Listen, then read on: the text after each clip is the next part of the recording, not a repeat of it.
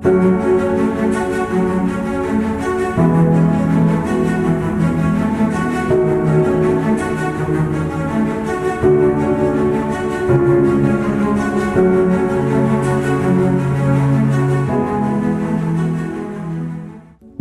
lokasi berbeda, dua peristiwa yang bertolak belakang. Namun keduanya bermuara pada satu pertanyaan besar yang sama, yaitu seberapa amannya ruang publik kita saat malam hari dan seberapa efektif jaminan hidup layak dari negara untuk masyarakat kecil. Belakangan ini, dua unggahan video dari saluran Kang Deddy Mulyadi Channel menyita perhatian publik. Di video pertama, kita diperlihatkan duka mendalam atas gugurnya Aibtu Asep, seorang anggota kepolisian yang ditabrak pengemudi mabuk usai menjalankan tugas patroli malam di kota Bandung. Sementara di video kedua, kamera merekam aksi gotong royong pembongkaran rumah tidak layak huni milik Aki Joni dan Ni Samsi, sepasang lansia di kawasan Cibesi, Subang yang selama bertahun-tahun tinggal di bangunan reot yang nyaris rubuh. Di orasi kritis, kita tidak akan sekedar merangkum berita duka ini ataupun berhenti pada pujian atas aksi sosial yang didokumentasikan tersebut. Jika kita tarik garis lurus, kedua peristiwa ini sebenarnya adalah cermin sempurna yang memantulkan dua masalah mendasar di tengah masyarakat kita hari ini, yaitu kerentanan keamanan perkotaan di satu sisi dan kemiskinan struktural pedesaan di sisi yang lain. Mengapa dua masalah fundamental ini seolah terus berulang? Dan mengapa penyelesaiannya kerap baru berakselerasi ketika tersentuh oleh kamera dan viralitas? Mari kita bedah secara kritis. Kita bedah kasus yang pertama, peristiwa tragis yang menimpa Aibtu Asep, anggota Sabara Polrestabes Bandung. Beliau gugur setelah sepeda motor yang dikendarainya dihantam dari belakang oleh sebuah mobil di kawasan Jalan Merdeka Bandung. Bukan sekedar kecelakaan biasa, pengemudi mobil tersebut diketahui merupakan seorang pemuda yang mengendarai kendaraan di bawah pengaruh minuman keras. Yang lebih memprihatinkan, usai hantaman pertama, korban dilaporkan sempat terseret hingga puluhan meter sebelum pelaku melarikan diri. Aibtu Asep adalah seorang aparat penegak hukum yang baru saja selesai menjalankan tugas patroli malam. Ia berada di jalanan untuk memastikan keamanan kota. Jika seorang petugas berseragam dengan atribut kepolisian saja masih bisa menjadi korban kejahatan lalu lintas yang begitu fatal di tengah kota, lalu bagaimana dengan warga sipil biasa?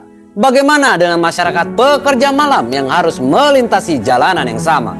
Peristiwa ini menunjukkan betapa rentannya ruang publik kita ketika malam tiba. Jalan raya yang seharusnya menjadi fasilitas umum yang aman berubah menjadi area berisiko tinggi akibat ulah individu-individu yang tidak bertanggung jawab. Masalah ini tidak berdiri sendiri di atas keteledoran pengemudi. Ada akar masalah yang lebih dalam.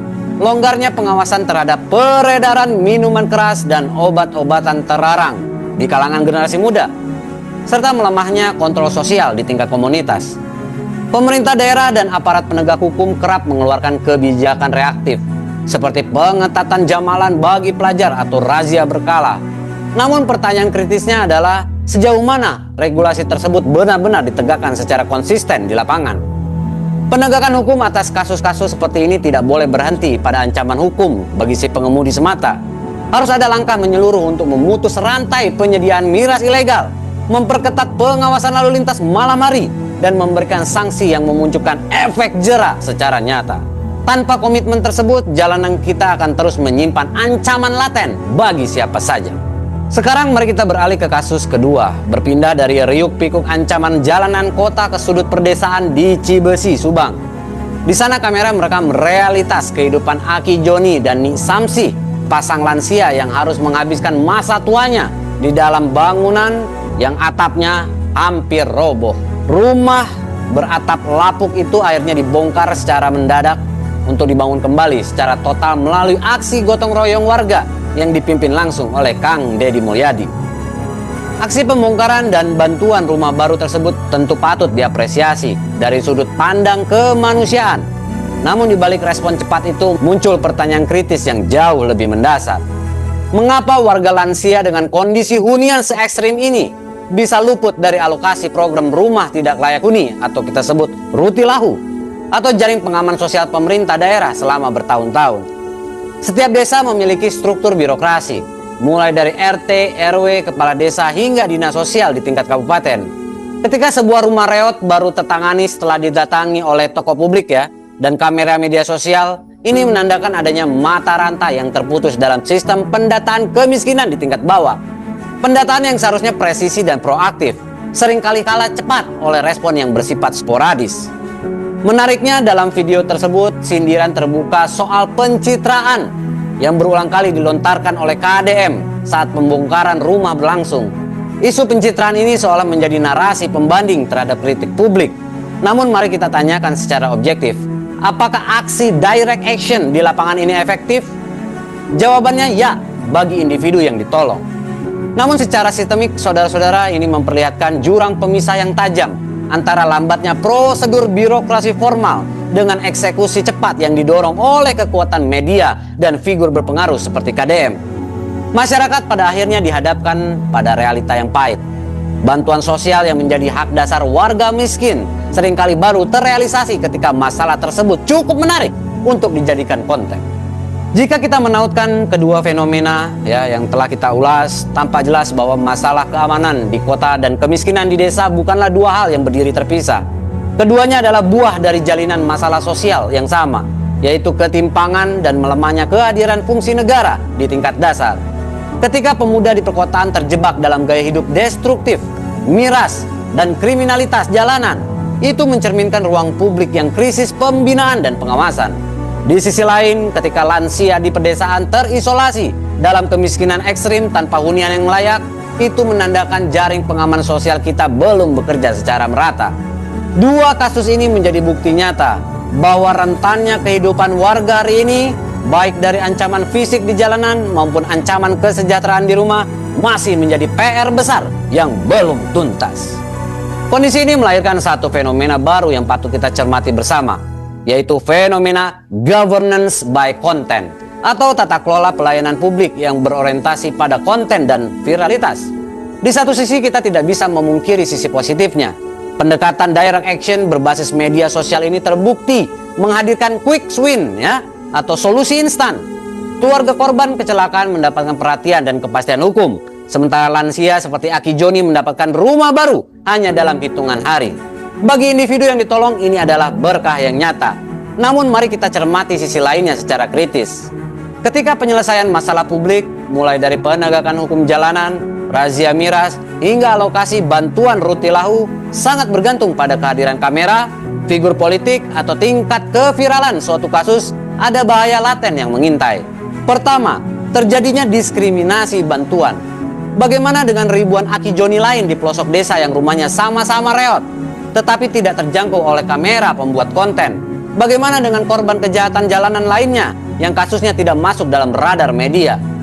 Kedua, fenomena ini berisiko menutupi ketidakbecusan sistem birokrasi formal. Ketika figur publik seperti KDM mengambil alih peran eksekutif lapangan, lembaga birokrasi yang seharusnya bertanggung jawab justru berpotensi menjadi pasif dan bergantung pada dorongan eksternal. Pelayanan publik yang seharusnya menjadi hak konstitusional warga bergeser menjadi seolah kebaikan hati individu. Saudara-saudara sebangsa dan setanah air, terlepas dari berbagai perdebatan mengenai metode dan media sosial, satu hal yang tidak bisa kita bantah, Kang Deddy Mulyadi menampilkan standar baru kepemimpinan yang responsif, empatik, dan berani pasang badan di lapangan. Di saat struktur birokrasi seringkali terjebak dalam prosedur yang kaku dan berbelit-belit, Kang Deddy Mulyadi hadir membawa gaya kepemimpinan tactical leadership, sebuah kepemimpinan yang tidak sekedar duduk di balik meja, tetapi turun langsung menyentuh akar rumput. Sikap KDM yang merangkul dan menjamin masa depan pendidikan anak-anak almarhum Aibtu Asep memperlihatkan sisi kemanusiaan yang tinggi, bahwa kepemimpinan adalah tentang memberi rasa aman dan kepastian bagi keluarga yang ditinggalkan. Sementara aksinya memimpin pembongkaran rutilahu Aki Joni dan Mak Samsi secara spontan membuktikan bahwa seorang pemimpin harus memiliki ketegasan eksekusi atau sense of urgency. Beliau tidak menunggu rapat berlarut-larut ketika melihat ada warganya yang terancam keselamatan jiwanya akibat tempat tinggal yang tidak layak. Ini adalah bentuk empati sosial yang konkret di mana kehadiran seorang figur seperti KDM mampu memotong mata rantai kelambatan dan memberikan solusi nyata secara instan. Aksi nyata dan kepemimpinan solutif seperti KDM inilah yang sejatinya dinantikan oleh masyarakat luas. Keteladanan yang tidak hanya berwacana, tetapi hadir memberi solusi nyata di tengah krisis. Bagaimana pandangan Anda melihat gaya kepemimpinan dan aksi turun tangan langsung seperti yang ditunjukkan oleh Kang Deddy Mulyadi? Apakah model kepemimpinan responsif seperti inilah yang dibutuhkan oleh daerah-daerah lain di Indonesia? Bagaimana menurut Anda? Saya pamit, tetap kritis, tetap waras, sampai jumpa di orasi berikutnya. Sampurasun.